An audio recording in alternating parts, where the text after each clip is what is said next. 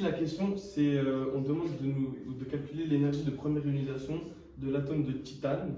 Donc, pour ce faire, on fait deux colonnes, une avec l'atome de titane, une avec l'atome Ti+. Et dans ces colonnes, on va mettre la configuration électronique de chaque élément. Ensuite, en dessous, on va mettre la constante d'écran qui correspond à un atome de la couche la plus externe, donc ici la 4s. Parce qu'en fait, l'énergie de l'ionisation, elle correspond à l'énergie nécessaire qu'il faut apporter pour arracher un électron de la dernière couche. Et ici, dans les deux cas, la dernière couche serait la 4s. Donc ici, voilà, on procède avec on calcule la constante d'écran avec la formule et dans l'énoncé, vous avez les données nécessaires pour faire le calcul. On obtient pour l'atome de titane 18,85 et pour l'ion Ti+, 18,5. Ensuite, après avoir calculé la constante d'écran, vous calculez le Z étoile. C'est simple, vous faites seulement Z moins la constante d'écran que vous venez de trouver. Donc ici, pour l'atome de titane, vous avez 3,15 et pour l'ion Ti+, vous trouvez 3,5. Donc après avoir fait vos deux tableaux, vous avez le Z étoile du titane ici pour la couche 4s et on a 3,15. Et donc avec la formule de l'énergie de liaison qui est la différence entre l'énergie du Ti+ moins celle du Ti. Ici, vous avez la formule. Ici, tout ça, là, la première ligne, c'est l'énergie du Ti+, et la deuxième ligne, c'est l'énergie du Ti. Vous faites la différence, et il y a tout qui s'annule, sauf ça, là. Et on se retrouve avec moins l'énergie de la 4s. Et ensuite, vous avez la formule du cours pour l'énergie d'une couche, moins 13,6 fois Z d'étoile au carré sur N au carré. Ici, vous remplacez par les valeurs que vous avez calculées. Ici, le 3,15 de Z d'étoile et le 4 au carré pour la couche 4s. Et on se retrouve avec 16,825 électronvolts. Et il y avait une erreur dans le sujet. Donc, on mettra l'errata sur le site du tuto. Du coup, on passe au QCM de Thermo avec la question 2. Dans la question numéro 6, on nous demandait la température d'inversion.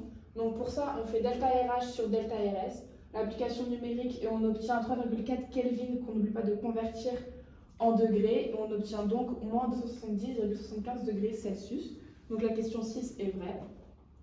Pour le delta RH à température 340 Kelvin, on applique la formule avec delta RH T1 plus delta RCP T1 moins T2. Donc on n'oublie pas de ne pas inverser T2 moins T1.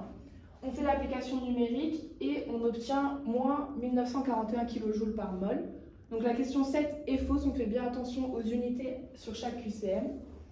On passe ensuite à la question 8. Là, on a le delta RS à température de 25 degrés, donc 340 Kelvin pareil. On fait la formule delta RS T1 plus delta RCP ln T2 sur T1. Donc là, c'est bien T2 sur T1. Ensuite, donc on a fait l'application numérique et on obtient moins 146,70 joules par Kelvin par mol. Donc la question 8 est fausse. Attendez. Non, la question 8 est vraie du coup. La question 8 est vraie. Il y aura une errata sur TSPS. Ensuite, on fait delta RG pour la question 9. Donc pour ça, on applique la formule de base, delta RH moins T fois delta RS. On fait l'application numérique et on obtient moins 468 kJ par mol. Donc la question 9 est vraie aussi. Et enfin, pour la question 10, on nous demandait la réaction, si la réaction se déroule dans le sens direct. Donc pour ça, en fait, on ne peut tout simplement pas savoir parce qu'on n'a pas le bon delta RG. Donc quand ça vous arrive et que vous savez qu'il vous manque une donnée, mettez tout simplement faux, parce que dans tous les cas, l'énoncé sera faux. Voilà. Bon, maintenant pour le troisième QCM de Thermo, on va calculer la QR. Et pour calculer la QR, il faut faire les activités chimiques de chaque molécule dans la réaction. On commence par les produits, c'est l'activité des produits sur l'activité des réactifs. On rappelle aussi que l'activité d'un solide vaut 1. Donc c'est pour ça que là, dans le numérateur, on a 1 fois 1. Et en bas, pour l'activité des solutions aqueuses, c'est la concentration de la molécule sur C0 qui vaut 1 toujours. Et pour calculer cette concentration, on fait N sur V.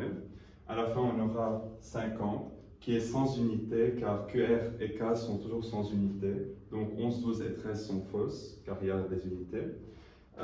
Ensuite, pour savoir si la réaction est dans le sens direct ou indirect, on voit si QR est inférieur ou supérieur ou égal à K. Là, la QR est inférieure à K, donc la réaction va dans le sens direct, et donc la 14 est vraie. Donc pour cette question, on nous demande de faire un cycle de S pour la réaction suivante, 2 carbone plus 2 H2 qui donne C2H4 sous forme gazeuse. Donc dans l'énoncé, on nous dit que le carbone pour cette réaction passe de l'état solide à l'état gazeux. Donc on va prendre en compte deux fois, comme il y a 2 carbones, on prend en compte 2 fois l'énergie, le delta sublimation du carbone. Dans l'énoncé, on nous dit aussi que l'hydrogène se dissocie complètement en 4 atomes distincts. Donc on prend 2 fois l'énergie de dissociation qui est égale en fait à moins 2. C'est l'inverse, du coup, moins 2 fois l'énergie de liaison. Donc à la fin, on obtient les 2 carbones à l'état gazeux plus les 4 H à l'état gazeux. Et pour passer de ça au produit final, on prend en compte l'énergie de liaison d'une double liaison carbone-carbone et l'énergie, 4 fois l'énergie de liaison H. Donc avant de faire le calcul, on répond à l'item 16 qui nous dit qu'une énergie de liaison est positive. C'est l'énergie consommée pour former une liaison entre 2 atomes à l'état gazeux. C'est faux parce que l'énergie de liaison, c'est l'énergie libérée lors de la formation d'un produit gazeux. Donc cette énergie est négative. Et là, on passe au calcul de delta RH0. Donc comme tout à l'heure, j'ai pris toutes les données à partir du cycle de S. Donc on a 2 fois delta sublimation du carbone, moins 2 fois l'énergie de liaison d'une liaison HH, plus l'énergie de liaison d'une liaison carbone-carbone, double liaison carbone-carbone, plus 4 fois l'énergie de liaison d'une liaison CH. Et on applique avec toutes les données qu'on a dans l'énoncé et on trouve 18,5 kJ par mol. Donc l'item qui était bon, c'était l'item 19 et tout le reste était faux. Du coup, là, on va traiter la question 5. Donc, vous avez une courbe de titrage. Donc, on vous dit c'est le dosage de l'acide hypochloro avec une solution basique de soude, NaOH, de concentration 0,3 mol par litre. Alors, du coup, on vous demande tout ce qui est le volume équivalent. Donc, ça va se passer au niveau de la courbe. En fait, du coup, là, vous voyez ici, vous avez là, vous avez les 2 plateaux et là, vous voyez que ça monte bien. Et en fait, du coup, il faut tracer les 2 tangentes là et ensuite prendre le milieu de cette partie-là. Donc là, sur l'axe ici, vous allez avoir donc, la donnée du pH.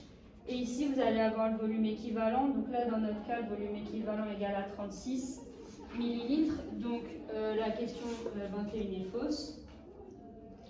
Ensuite, pour savoir la valeur du pK, en fait, vous allez prendre, vous allez faire le volume équivalent sur 2, donc 36 sur 2, donc 13. Du coup, vous allez partir de là, de 13, vous allez monter jusqu'à la courbe. Et après, quand vous êtes au niveau de la courbe, vous allez lire sur cet axe-là. Et du coup, là, on est à peu près à 3,5. Et du coup, là, vous aurez la valeur du pK. Donc, les 22 et 23 sont fausses. Ensuite, on vous demande de calculer la concentration initiale d'acide hypochloro. Donc, vous avez la formule Cb fois Vb égale CnOH fois le volume équivalent. Donc, comme vous cherchez ça, vous allez l'isoler. Donc, ça va donner ça. Donc, Cb égale CnOH fois volume équivalent sur Vb. Et du coup, après, vous faites l'application numérique. Vous trouvez 2,16 fois 10 puissance moins 2 mol par litre. Et du coup, la 24 est vraie et la 25 est fausse. Là, on va faire un exercice de structure des molécules. Dans la première molécule qu'il faut nommer, on peut voir que c'est une chaîne carbonée. La chaîne carbonée la plus longue, c'est un butane, car elle est composée de 4 carbones. Et puis on remarque là qu'il y a un OH, donc c'est la fonction alcool. Et en plus, sur le carbone numéro 3, il y a un méthyle. Donc pour la nomenclature, on la nomme 3-méthylbutane de Hall. Le 2, c'est le numéro du carbone qui porte la fonction OH. La deuxième molécule, on peut remarquer la double liaison au carbone numéro 2. Donc c'est un pentène, vu qu'il est composé de 5 carbones. En plus, on a un méthyle sur le carbone numéro 4. Et vu qu'on a une double liaison, il faut déterminer sa configuration Z ou E. Pour savoir, on voit si les substituants les plus prioritaires sont du même côté de la double liaison ou bien de côté opposé. Et là, on peut remarquer qu'ils sont de côté opposé, donc c'est la configuration E, et c'est un 4-méthylpente de N.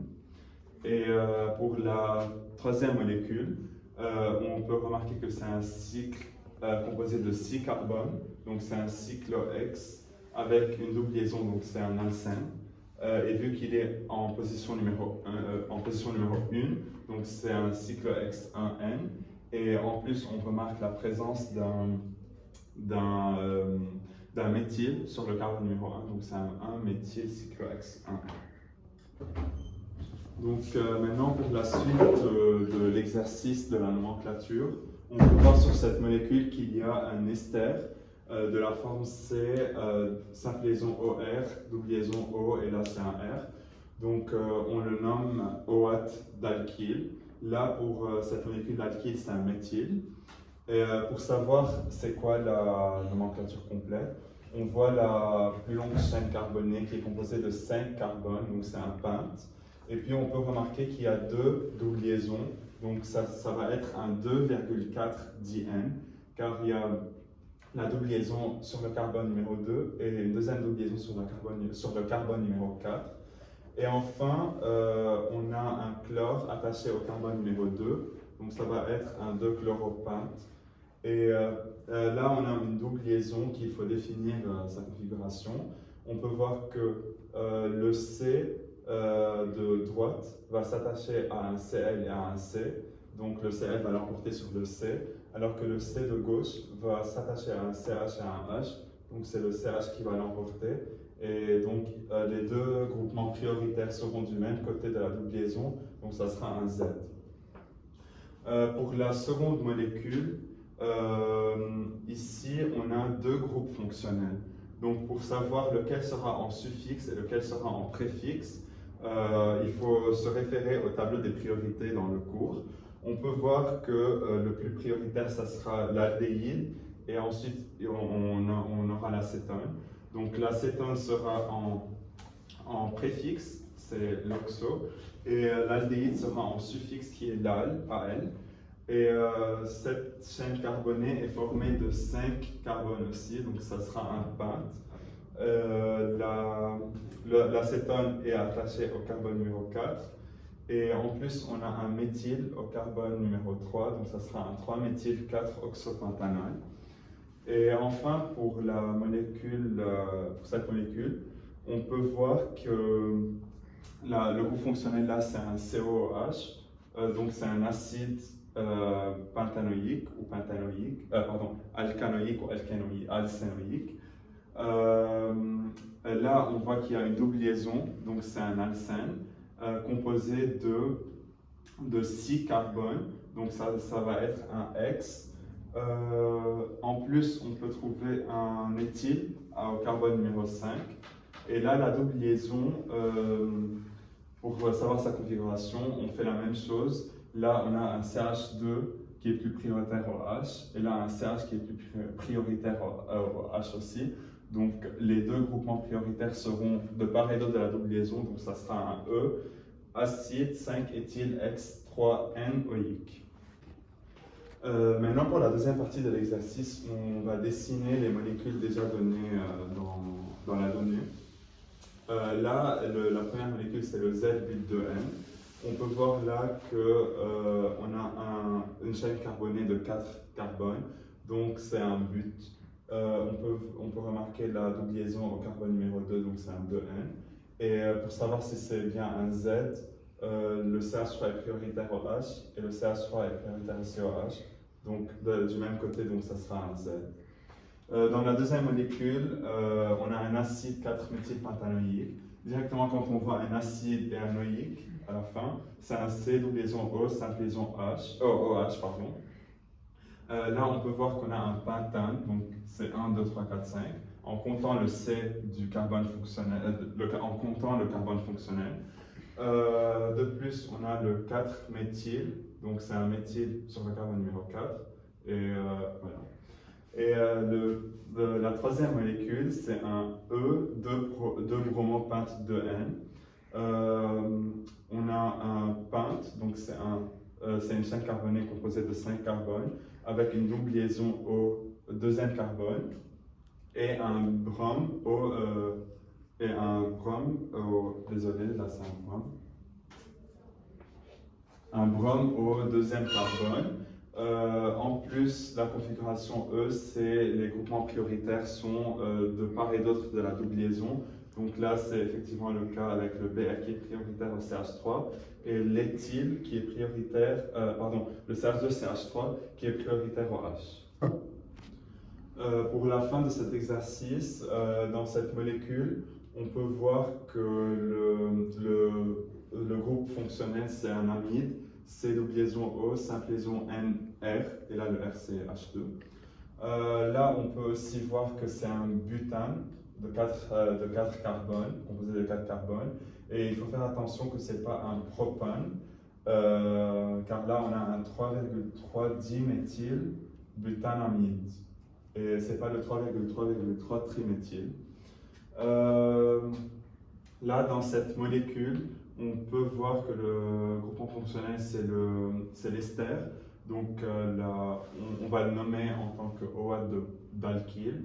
Là, l'alkyle, il sera le propyle. Et la chaîne carbonée principale, elle est formée de 4 atomes, donc c'est un but. Et vu qu'il y a une double liaison là, ça sera un butène, but 3N plutôt, car la double liaison, elle est au carbone numéro 3. Et en plus, il faut déterminer la configuration de cette double liaison, vu que le Cl est prioritaire au H, qui est relié à ce C, et le groupement là est plus prioritaire au H, qui est relié à ce C. Et vu qu'ils sont de part et d'autre de la double liaison, donc c'est un E. Et on a aussi un chlore sur le carbone numéro 4, donc c'est bien le E4 chlorobut 3 NOH de propyle. Et enfin là, on peut voir que c'est aussi une chaîne composée de 4 carbones, donc c'est un but, avec une double liaison qui est au carbone numéro 2, donc c'est un but 2N, et un brome sur le carbone numéro 2, donc c'est un 2 bromobut 2N. Et pour déterminer la configuration de la double liaison, on peut voir là que le brome est plus prioritaire que le CH3, et le CH3 là est plus prioritaire que le H, vu qu'ils sont du même côté de la double liaison, donc c'est un Z. Alors du coup, on enchaîne avec la première QROC sur la thermodynamique. Donc ici, on a l'équation, et la première question était de donner la constante QR de la réaction et de la calculer. Donc première chose à faire, c'est de voir si la réaction est bien équilibrée, donc ce qui est le cas ici. On rappelle la formule de QR, donc c'est la somme des activités. La somme des activités, donc avec les. Donc bref, au carré.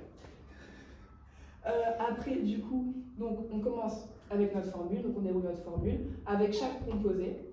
Bien sûr, n'oublie pas de mettre les bons nombres sur chaque produit. Ensuite, on a juste à dérouler notre formule. On obtient à la fin P de CH4 au carré fois PO fois P0 sur PO2 fois PH2 au cube.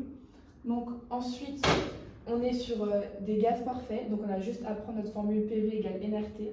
On n'oublie pas que 1 litre, c'est 10 puissance moins 3 mètres moins cube. Ensuite, donc on calcule la pression de chaque composé. Donc une fois qu'on a fait ça, donc toujours avec la formule PV égale nRT, on peut calculer la QR en remplaçant les pressions ici avec chaque donnée qu'on a trouvée. Alors, ici déjà, on nous dit que QR est supérieur à K parce que on a K 3,6 fois 10 puissance moins 6 mol. Donc d'après la question précédente, QR supérieur à K. Là, je vous ai fait une petite flèche qui vous montre bien tout ce qu'il faut retenir par rapport à QR et par rapport à K. Donc quand on a QR inférieur à K, on est dans le sens direct, ça veut dire que le réactif va dans le sens des produits. Quand on est à QR supérieur à K, c'est le sens indirect, donc c'est le produit qui va dans le sens des réactifs. Et enfin, quand on est à QR égal à K, on a un équilibre thermodynamique. Donc ici, on a un système qui évolue dans le sens indirect. Et donc ça, c'est vraiment à connaître par cœur parce que ça tombe dans vraiment toutes les questions de thermo. Ensuite, à la question 3, celle-là, elle était beaucoup plus compliquée. On nous demandait, d'après la relation de Van 't Hoff, à quoi est égal delta RH standard. Donc là, il faut vraiment détailler le calcul. Donc on a la relation de Van 't Hoff qui est ici. Et si vous tombez au jour du concours sur une QR, il faut vraiment prendre le temps de détailler la simplification parce que c'est ce qui va vraiment vous faire apporter des points. Dans une QR, les profs veulent vraiment que vous compreniez la formule et pourquoi on arrive au résultat final. Donc vraiment que vous preniez le temps de détailler, même si ça vous prend un peu de temps, mais vraiment c'est des points bonus. Donc là, ce qu'on a fait, c'est qu'on reprend notre formule, on l'a simplifiée. Nous, ce qu'on veut, c'est dégager le delta RH standard. Donc on fait juste une simple simplification, même si ça peut paraître compliqué comme ça. Si vous prenez le temps de la refaire correctement chez vous, vous allez voir que c'est pas si compliqué que ça. Donc on arrive à cette simplification ici. Donc on a le delta RH qui est égal à ln K de T2 sur K de T1 fois 1 sur T1 moins 1 sur T2 fois R. Ensuite on a toutes les données, donc on a juste à remplacer pour obtenir notre delta RH. On obtient alors 136 931,04 joules par mol. On n'oublie pas bien sûr de mettre T2 en Kelvin parce qu'on l'avait en degrés. Ensuite, on nous demande si le delta RH, si la réaction est endothermique. Donc là, on a delta RH qui est supérieur à 0 et d'après le cours, on sait que du coup la réaction est endothermique. Donc elle est endothermique et que donc elle consomme de la chaleur.